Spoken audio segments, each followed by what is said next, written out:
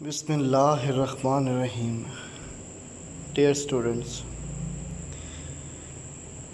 آج ہمارا principle of banking کا دوسرا لیکچر ہے، اور اس دوسرے لیکچر کو سٹارٹ کرنے سے پہلے میں یہ امید کرتا ہوں کہ آپ لوگوں نے پہلا لیسن سنا، سمجھا، اور اب آپ اس قابل ہیں کہ پیپر پیٹرن آپ کو کلیئر ہے. پیپر پیٹرن کے علاوہ وہ سینس جو کہ ایگزام سیٹر یا پیپر سیٹر استعمال کرتا ہے، وہ طریقہ کار پیپر بناتے وقت جو وہ طریقہ کار اڈاپٹ کرتا ہے، اس کے بارے میں آپ کو کافی کلیئر ہوگا. اور آبویسلی چند بینکوں کے نام جو کہ میں نے پچھلے لیسن میں آپ کو بتائے، وہ بھی آپ کو بینکنگ سسٹم کی تھوڑی بہت نو ہاؤ دے رہے ہوں گے. تو آئیے آج ہم سٹارٹ کرتے ہیں اپنا لیکچر 2،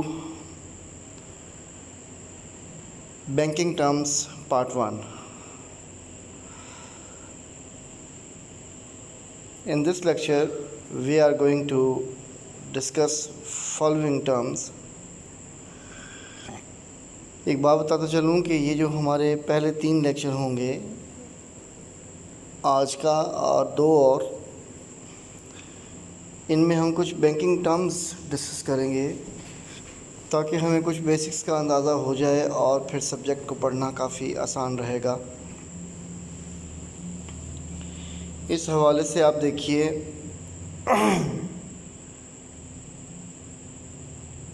اس لیکچر میں ہم ڈسکس کرنے جا رہے ہیں یہ بنیادی ٹرمز.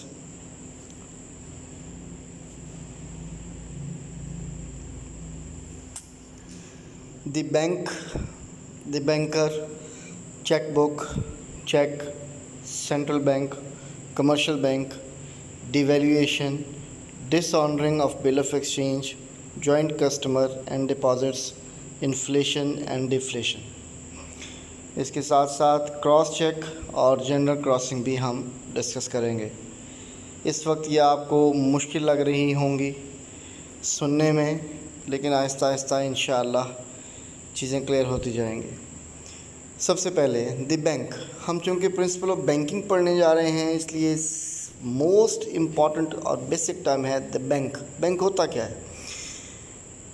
اس کی ڈیفینیشن پہلے ریڈ کرتے ہیں. Bank is an institution which deals in money. Bank ایک ایسا ادارہ ہوتا ہے جو کہ پیسے میں ڈیل کرتا ہے، روپیوں میں ڈیل کرتا ہے، کرنسی میں ڈیل کرتا ہے. It accepts deposits from its clients. یہ اپنے کلائنٹس سے ڈپازٹس اور اماؤنٹس آف منی ایکسیپٹ کرتا ہے، اینڈ میکس لونز، اور لونز جاری کرتا ہے جب ان لوگوں کو ضرورت ہوتی ہے. یعنی بینک ایک ایسا ادارہ ہے جو پیسے کے ساتھ معاملہ کرتا ہے. یہ پیسہ قبول بھی کرتا ہے اور اس پیسے کو بطور قرضہ فراہم بھی کرتا ہے. مثال کے طور پہ آپ نے سنے ہوں گے نیشنل بینک، الفلا بینک لمیٹڈ، عسکری بینک لمیٹڈ، یہ سب مثالیں ہیں بینکوں کی. آپ پکچرز میں دیکھ سکتے ہیں کہ اس میں 2 پکچرز لگائی گئی ہیں. اس میں ایک external view of the bank ہے اور دوسرا internal view of the bank ہے. ایکسٹرنلی بینک ایک بلڈنگ کی طرح ہوتا ہے، اس کے باہر اس کا نام لکھا ہوتا ہے، اور انٹرنلی آپ دیکھ سکتے ہیں کہ کچھ لوگ کاؤنٹر کے اس طرف بیٹھے ہیں اور کچھ لوگ جو ہیں اس طرف پھر رہے ہیں. جو اس طرف بیٹھے ہیں وہ عملہ ہے اور جو اس طرف پھر رہے ہیں وہ کلائنٹس ہیں. اور یہ لوگ، آپ اس انٹرنل ویو کی لیفٹ کارنر میں دیکھ سکتے ہیں کہ اے ٹی ایم مشین ہے، وہاں پر کوئی خاتون جو ہے وہ اے ٹی ایم سے پیسے نکالنے کی کوشش کر رہی ہے. تو یہ مور اور لیس تمام بینکوں کا ایک جیسا نظام ہوتا ہے. تو اندر کا ویو اور باہر کا ویو آپ دیکھ سکتے ہیں. سیکنڈ ٹرم جو بہت امپورٹنٹ ہے وہ ہے the banker. The banker is a person. Banker کون ہوتا ہے؟ بینکر از اے پرسن، وہ ایک ایسا شخص ہوتا ہے that acts as a link, جو کہ تعلق قائم کرتا ہے دو لوگوں کے درمیان. نمبر ایک کسٹمر اور دوسرا بینک. بینک کی ایک عمارت ہے، بینک ایک عمارت کا نام ہے اگر اس میں کام کرنے والے لوگ نہیں ہیں تو اس عمارت، اس ادارے کے درمیان اور گاہکوں کے درمیان جو تعلق بناتا ہے وہ بینکر کہلاتا ہے، جو بینک کے لیے کام کر رہا ہے. Bank is a lender and customer is a borrower.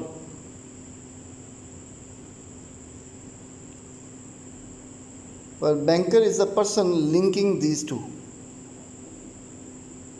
Bank ادھار دینے والا ہوتا ہے اور کسٹمر ادھار لینے والا ہوتا ہے، جبکہ جو بینکر ہے وہ ان دونوں کے درمیان لنک بناتا ہے، اس کی پروڈکٹس بتاتا ہے اور سیل کرواتا ہے.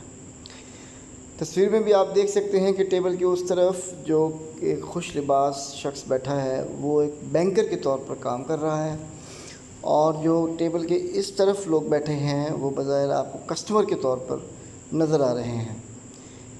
دوسری پکچر میں بھی آپ دیکھ سکتے ہیں کہ ایک خوش لباس اور باوقار شخص جو ایک ٹیبل پر بیٹھ کر کام کر رہا ہے، سامنے لیپ ٹاپ ہے اور کیلکولیٹر وغیرہ. تو یہ ایک بینکر کی عمومی جو پکچر ہے وہ ہمارے سامنے آتی ہے. ہم بینکس میں جاتے ہیں تو اکثر اس طرح کے لوگ ہمیں ملتے ہیں. تو یہ لوگ جو بینک کے لیے کام کر رہے ہیں بینکر کہلاتے ہیں. تیسری term the cheque book. It is a printed book اور document of the bank. Bank یہ ڈاکومنٹ پرنٹ کرواتا ہے. It is issued by the bank to every new account holder on demand. ہر نئے اکاؤنٹ ہولڈر کو یہ دی جاتی ہے یا اس وقت دی جاتی ہے جب وہ ڈیمانڈ کرتا ہے. It is not issued on fix deposits. جو فکس ڈپازٹ اکاؤنٹ ہوتے ہیں ان پر یہ جاری نہیں کی جاتی. اس کی وجہ بہت واضح ہے کہ جب آپ پیسے فکس کروا دیتے ہیں تو آپ نے وڈرا نہیں کروانے ہوتے. آپ وڈرا کروا ہی نہیں سکتے جب تک اس کی ٹرم پوری نہ ہو جائے. تو اس کا مطلب ہے کہ چیک بک ریکوائرڈ نہیں ہے فکسڈ اکاؤنٹ کے لیے. اس چیک بک کے اندر 10 لیف بھی ہو سکتے ہیں، 20 لیف بھی ہو سکتے ہیں اور 50 لیف بھی ہو سکتے ہیں اور 100 پیجز بھی ہو سکتے ہیں. یہ کسٹمر کی مرضی ہوتی ہے اور اکاؤنٹ کی نیچر ہوتی ہے. کرنٹ اکاؤنٹ کے اوپر موسٹلی 50 یا 100 پیجز کی آپ کو چیک بک فراہم کی جاتی ہے، کیونکہ اس میں آپ نے زیادہ ٹرانزیکشنز کرنی ہوتی ہیں. تو اس کے بعد سیونگ اکاؤنٹ میں 10 یا 20 یا میکسیمم 50. آپ دیکھ سکتے ہیں کہ یہ 3 پکچرز لگائی گئی ہیں. سب سے اوپر والی پکچر میں ایک چیک بک کھلی پڑی ہے. آپ دیکھ سکتے ہیں کہ یہ ایک 10 پیجز والی ایک چیک بک ہے. دوسری ڈائیگرام میں آپ دیکھ سکتے ہیں، دوسری پکچر میں آپ دیکھ سکتے ہیں کہ یہ ایکسٹرنل ویو ہے اس چیک بک کا. اور تیسری پکچر میں بھی آپ دیکھ سکتے ہیں کہ ایک چیک بک اوپن پڑی ہے اور ایک پین اس کے اوپر رکھا ہوا ہے. ایک بات بتاتا چلوں یہاں پر کہ چیک بک، جب بھی ہم چیک بک اوپن کرتے ہیں تو ہر چیک کے 2 حصے ہوتے ہیں. ایک حصہ جو کہ تھوڑا بڑا ہوتا ہے اور ایک حصہ جو چھوٹا ہوتا ہے. بڑے حصے کے اوپر ہم اماؤنٹ لکھتے ہیں اور وہ چیک کاٹ کر بینکر کو دیتے ہیں. چھوٹے حصے کے اوپر ہم صرف اپنی انفارمیشن کے لیے وہاں پر یادداشت کے لیے تحریر کر لیتے ہیں کہ یہ چیک میں نے کس کے لیے کاٹا ہے. آگے چلتے ہیں دی چیک. اب اس چیک بک کے اندر جو لیفز ہیں، جو کہ اس کی پرتیں ہیں، وہ ایک پرت جو ہے وہ چیک کہلاتا ہے. Cheque is a printed document. It is a page, a leaf included in the checkbook. It is drawn on specific bank. اور یہ ایک مخصوص بینک کی چیک بک ہوتی ہے تو اسی کو ہی ایک آرڈر کے طور پر دیا جاتا ہے کہ pay this much of amount. یہاں یہ بتاتا چلوں کہ آپ جو بھی چیک کاٹ کر بینک کو دیں گے وہ آپ کا آرڈر ہوگا بینک کو، کیونکہ آپ کے اکاؤنٹ میں آپ کے ہی پیسے پڑے ہیں. اسی لیے اس کو ڈران آن بینک کہتے ہیں کہ یہ بینک کے نام آپ نے کاٹا ہے کہ pay this much of amount. اچھا جی، چیک کی کچھ اور بھی آپ دیکھ سکتے ہیں. اس میں چیک ہیز مینی کانٹینٹس، اس کے اندر کئی چیزیں ہوتی ہیں. مثال کے طور پہ ایک چیک کو اگر آپ آبزرو کریں تو بینک کا نام ہوگا، چیک نمبر ہوگا، ڈیٹ ہوگی، اماؤنٹ ان ورڈز ہوگی اور اماؤنٹ ان ڈیجٹس بھی ہوگی، نمبرز بھی ہوگی. ٹھیک ہے، آئیے دیکھتے ہیں ایک اسپیسیمن جو چیک کا اسپیسیمن ہے، اور یہ کہلاتا ہے کہ دیکھیے کہ آپ کو نظر آ رہی ہے رائٹ کارنر پہ ڈیٹ کا کالم نظر آ رہا ہے، لیفٹ کالم پہ بینک کا نام نظر آ رہا ہے. تھوڑا سا نیچے آ جائیں تو آپ کو پے لکھا ہوا نظر آ رہا ہے. یہاں پر ہم لکھتے ہیں کہ کس بندے کو یہ پیمنٹ دی جائے. آپ بینک کو آرڈر کر رہے ہیں کہ pay this much per this person, اس بندے کو آپ یہ چیز دے دیں، یہ پیسے دے دیں. اس کے بعد آپ کے پاس وہ لکھتا ہے کہ آپ کی اماؤنٹ ان ورڈز کے لیے آپ کے پاس لائنیں ہیں دو. اسی کے ساتھ رائٹ سائڈ پہ آپ کو ایک باکس نظر آ رہا ہے، یہاں پر نمبرز میں وہی اماؤنٹ لکھی جائے گی جو ورڈز میں آپ لائنوں پہ لکھتے ہیں. اس کے بعد نیچے آپ دیکھ سکتے ہیں کہ لیفٹ کارنر میں آپ کو نظر آ رہا ہے کہ اکاؤنٹ نمبر اس بندے کا جس کی یہ چیک بک ہے. ہر چیک کے اوپر اکاؤنٹ نمبر موجود ہوتا ہے. اور اس کے بعد آپ دیکھ سکتے ہیں تھوڑا سا رائٹ سائڈ پہ آپ دیکھیں تو سگنیچرز کا کالم ہے، اور وہاں سگنیچرز آپ لگا سکتے ہیں. اور ایک بات یاد رکھیے کہ اس بلو ایریے کے نیچے جو وائٹ ایریا ہے، یہاں پر آپ کچھ بھی تحریر نہیں کر سکتے.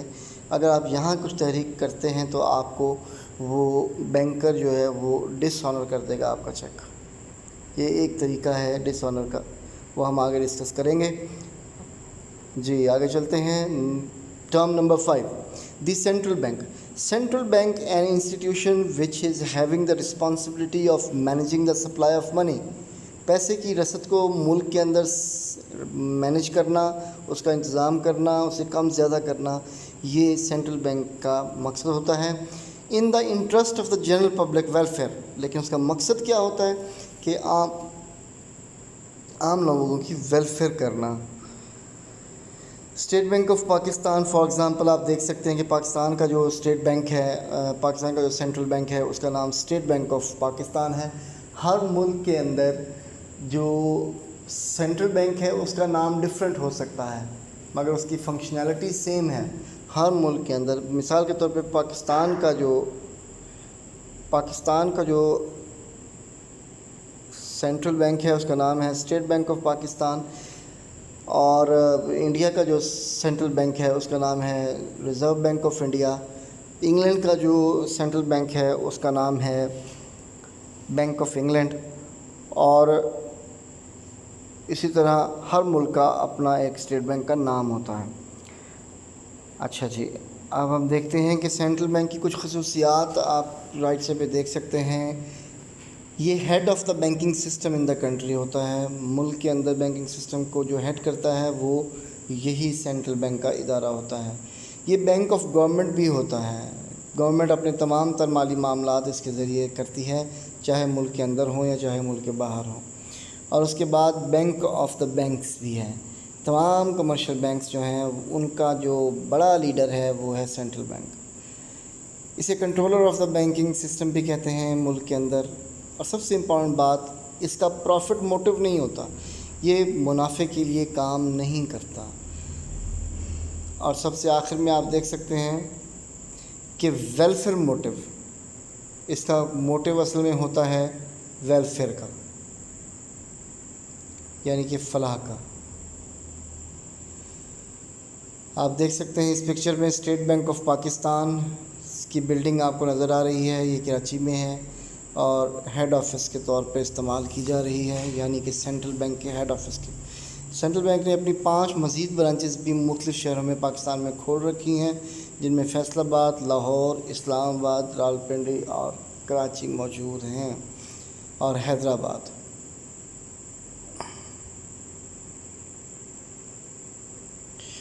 جی، commercial bank. The commercial bank is an institution that accepts money from the general public, advances loans and transfers money from one place to another. 3 main کامز کمرشل بینک کرتا ہے، اور یہ ایکسیپٹ کرتا ہے پیسے لوگوں سے. ہم لوگ عام جنرل پبلک ہیں اور ہم اکاؤنٹ کھلواتے ہیں اور پیسے اس میں رکھواتے ہیں اور وہ قبول کرتا ہے. دوسرا کام وہ کیا کرتا ہے کہ وہ ہم لوگوں میں سے ہی کسی کو لون دیتا ہے. اسی پیسے میں سے کچھ حصہ لون کے طور پہ جاری کر دے گا اور ہم اس لون سے انویسٹ کریں گے اور منافع کمائیں گے اور اس کو انٹرسٹ ریٹ پے کریں گے اور اپنا منافع بھی رکھیں گے. The transfer money from one place to another. اگر مجھے اپنے کسی اور شہر میں یا کسی اور اکاؤنٹ میں یا کسی اور ملک میں پیسے بھجوانے ہیں تو یہ پیسے ٹرانسفر کرنے کے بھی کام آئے گا. Commercial bank in Pakistan they are formed under the companies act 2017. Companies act 2017 میں کمپنیز کا ایکٹ جو امینڈ کیا گیا تھا اس کے مطابق یہ پاکستان میں چلائے جاتے ہیں. It works its own profit only. یہ اب صرف اپنے مفاد کے لیے، اپنے فائدے کے لیے، اپنے پروفٹ کے لیے، منافع کے لیے کام کرتا ہے. اس کا مقصد ویلفیئر نہیں ہوتا. یہ کمرشل بینک ہے، یہ تجارتی بینک ہے.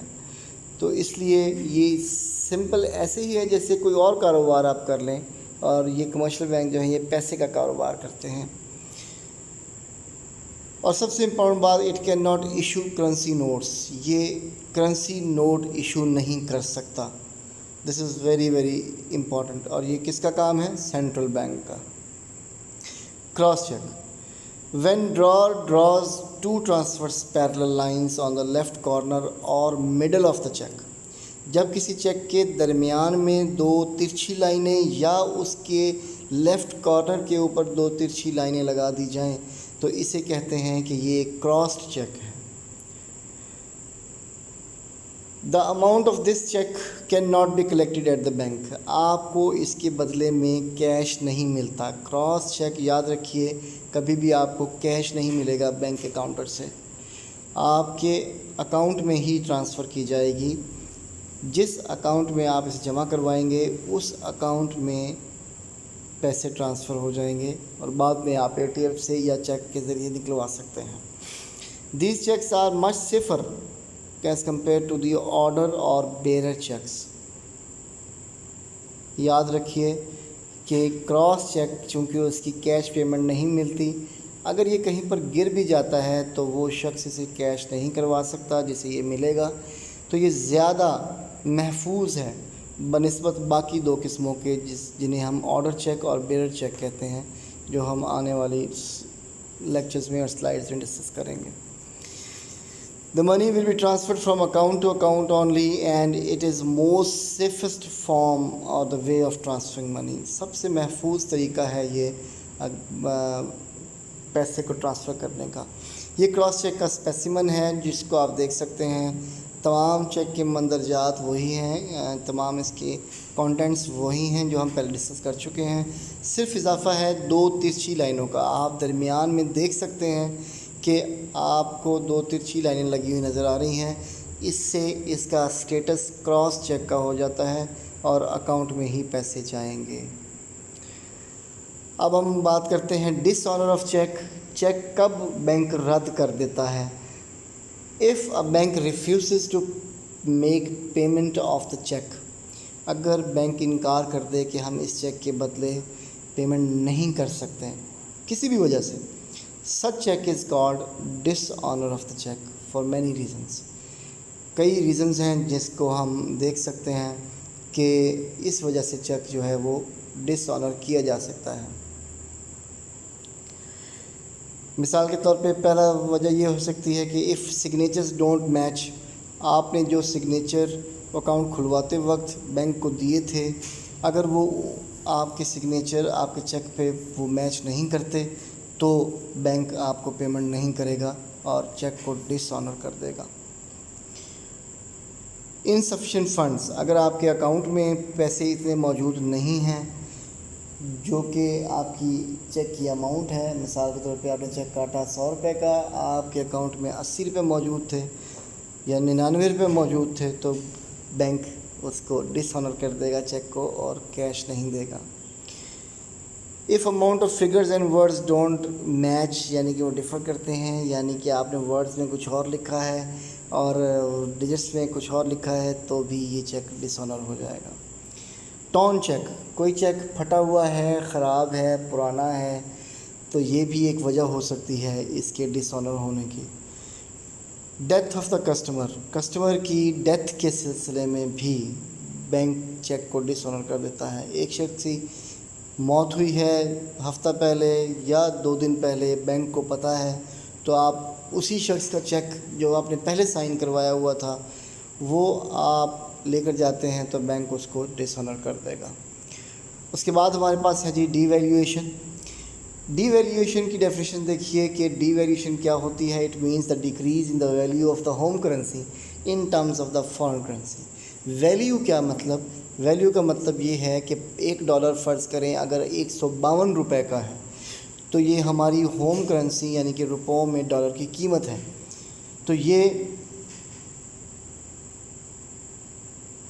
اگر اس ویلیو کو کم کر کے اگر ہم یہ کر دیں کہ بینک کہتا ہے کہ یا گورنمنٹ کہتی ہے کہ اب سے ڈالر 160 روپے کا ہوگا، تو اس کا مطلب ہے کہ ہم نے اپنی کرنسی کو ڈی ویلیو کیا ہے اور اس کی کرنسی کو اپریشیٹ کیا ہے۔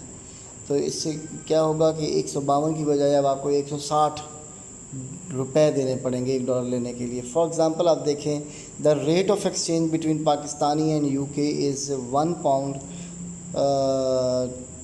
is equals to 30 rupees. If the government of the Pakistan devalues her currency and new rate may be fixed as 1 pound equal to 35، یعنی کہ اب زیادہ پیسے آپ کو زیادہ روپے دینے پڑیں گے 1 پاؤنڈ حاصل کرنے کے لیے۔ This process is called devaluation. اس کے بڑے مضر اثرات بھی ہو سکتے ہیں اکانومی کے اوپر، اور وہ ہم بعد میں دیکھیں گے کہ بینکنگ اس سے کیسے ڈیل کرتی ہے۔ اب ہم بات کرتے ہیں dishonouring of the bill of exchange کی۔ Non acceptance, if the drawer refuses to accept the drawn bill then it is called dishonoring of the bill due to non acceptance۔ کسی بھی بل کی، کسی بھی تجارتی بل کی اگر ڈس آنرنگ ہو جاتی ہے تو اس کی 2 وجوہات ہوتی ہیں، ایک نان ایکسیپٹنس اور ایک نان پیمنٹ۔ نان ایکسیپٹنس کا مطلب وہ قبول ہی نہ کرے، اور نان پیمنٹ کا مطلب کہ وہ قبول تو کر لے لیکن اس کی پیمنٹ کرنے سے انکار کر دے۔ تو اس طرح پھر یہ dishonour of the bill of exchange ہو جائے گا۔ بل آف ایکسچینج کیا ہوتا ہے کہ کوئی بھی آپ کسی سے معاہدہ کرتے ہیں تو وہ شخص آپ کو لکھ کر دیتا ہے ایک خاص اسپیسیمن کے اوپر، پیٹرن کے اوپر، کہ یہ اماؤنٹ میں نے اس بندے کو دینی ہے، تو آپ اس سے سائن کروا لیتے ہیں۔ سائن کروا کے اپنے پاس رکھ لیتے ہیں تو آپ کے پاس وہ بل آف ایکسچینج ایک ایسٹ کے طور پہ پڑا ہوتا ہے، اور اس کو آپ بینک سے کیش بھی کروا سکتے ہیں۔ یہ تمام تفصیلات ہم آگے آنے والے لیکچرز میں ضرور ڈسکس کریں گے۔ اب آپ دیکھیے کہ انڈورسمنٹ آف دا چیک ہے۔ Endorsement means such writing on the back of a cheque which reveals the legal transfer of the rights of the check۔ یعنی کہ میں کسی کو اختیار دے دوں کہ وہ اس چیک کے اوپر جو کہ میرے نام تھا وہ اس سے اماؤنٹ نکلوا سکتا ہے۔ تو یہ طریقہ کار یہ ہے کہ چیک کی بیک سائڈ پہ آپ یہ اسٹیٹمنٹ لکھیں گے کہ pay this amount of to mister this فلاں فلاں، اور اپنے سائن کریں گے، تو یہ کہلائے گی انڈورسمنٹ۔ اس کی کئی قسمیں ہیں، general endorsement, special endorsement, conditional endorsement, partial endorsement, restricted endorsement. ان تمام کی تفصیلات جو ہیں وہ ہم انشاءاللہ فردر لیکچرز میں ڈسکس کرتے رہیں گے۔ اب آتا ہے جی فکسڈ ڈپازٹ اکاؤنٹ، اور فکسڈ ڈپازٹ اکاؤنٹ کے نام سے ہی ظاہر ہے کہ آپ نے جو ڈپازٹ کرنا ہے وہ آپ فکس کروا دیں گے ایک خاص مدت کے لیے۔ This account is suitable for the people who have surplus money and do not need such funds in near future۔ آپ کے پاس زائد پیسہ تھا، آپ کو ابھی اس کی ضرورت نہیں ہے، تو آپ اسے فکس اکاؤنٹ میں فکس کروا سکتے ہیں بینک کے پاس ایک مدت کے لیے۔ Surplus money is deposited for the fix period, آپ کے پاس جو بھی زائد پیسہ ہوگا۔ اچھا، the rate of the interest is higher than the other accounts, اور یہ بات بڑی امپورٹنٹ ہے کہ فکسڈ آپ پیسے کروائیں گے تو اس میں بینک آپ کو یہ انسینٹو دیتا ہے کہ وہ زیادہ آپ کو انٹرسٹ ریٹ پے کرے گا۔ وجہ بھی ظاہر ہے کہ آپ اپنے پیسے کو استعمال کرنے سے محروم ہو جائیں گے ایک خاص عرصے کے لیے، تو اس کی پیمنٹ इंटरेस्ट को बढ़ा कर बैंक देता है। No cheque book is issued, क्योंकि आपने पैसे निकलवाने नहीं होते, इसलिए आप इसके अंदर से चेक बुक आपको ज़रूरत नहीं है कि आप चेक लिखें, क्योंकि विड्रॉल इसमें इजाज़त नहीं होती। Money can not be withdrawn from the maturity period, पैसे आप नहीं निकलवा सकते before that time period. For example आपने 5 साल के लिए किया है, तो 5 साल से पहले आप इसमें से अगर पैसे निकलवाएंगे तो आपका एग्रीमेंट ब्रेक हो जाएगा और फिर वो आपके मुनाफे में कटौती होगी। मिनिमम डिपॉजिट रिक्वायर्ड इसमें 1000 रुपया है। 1000 रुपये से भी फिक्स्ड अकाउंट स्टार्ट किया जा सकता है। अच्छा जी, अब हम बात करते हैं जनरल क्रॉसिंग की। क्रॉसिंग का हमने पहले टर्म पढ़ी थी। क्रॉसिंग के अंदर आप देखते हैं कि when people make general crossing, तो उसमें the check bears across its face addition of the words and को अकाउंट पेज ओनली और नॉट नेगोशिएबल। ये 3 वर्ड्स और without these words between the 2 transverse parallel lines, this check shall be deemed as the cross generally. General crossing में आपने देखना है कि आप ये 3 वर्ड्स लिख दें या सिर्फ पैरेलल लाइंस लगा दें तो ये जनरल क्रॉसिंग होगी। Left corner of the check पे भी लगाई जा सकती है, जैसे कि हमने पहले देखा, मिडिल में भी लगाई जा सकती है।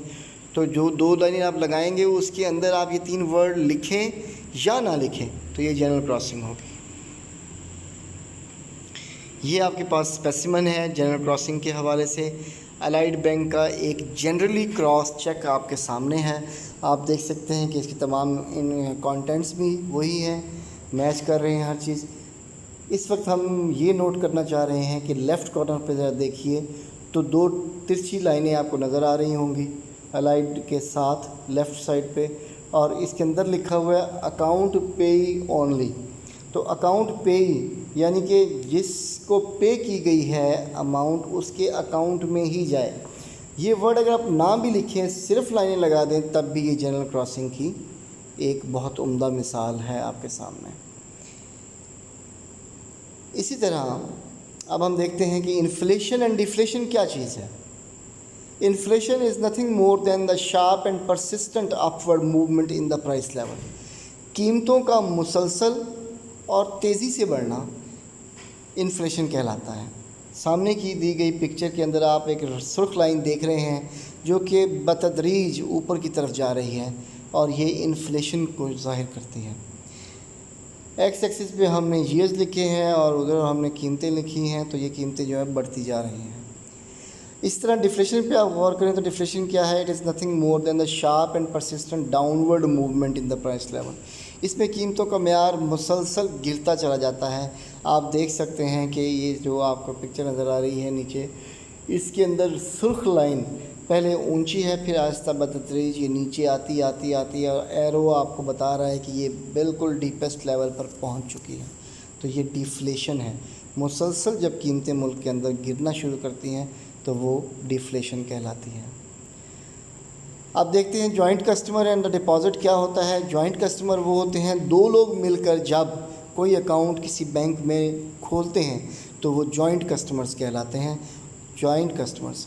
और इसका मतलब है कि उस अकाउंट से अगर पैसे निकलवाने हैं तो दोनों के सिग्नेचर्स ज़रूरी होंगे और वो दोनों कस्टमर्स जॉइंट कस्टमर्स कहलाएंगे। डिपॉजिट्स क्या होते हैं? These are the amounts which the customer deposit in the bank, in the bank. These are such amounts which the customers deposit in the bank. हम जो कुछ भी बैंक में जमा करवाएंगे अपने अकाउंट्स के अंदर तो वो कहलाएगा हमारे डिपॉजिट्स। आज के लेक्चर का रिव्यू करते हैं। तो स्टूडेंट्स, ये था हमारा आज का लेक्चर और इसमें हमने क्या क्या पढ़ा।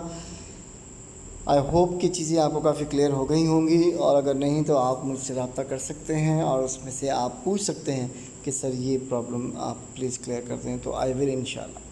तो हमने क्या क्या पढ़ा? The bank, banker, cheque book, check, central bank, commercial bank, crossed cheque, और हमने पढ़ा devaluation, डिसऑनरिंग of bill of exchange, joint customers and deposits, inflation and deflation, और फिर एंड पे हमने जनरल क्रॉसिंग का जिक्र किया।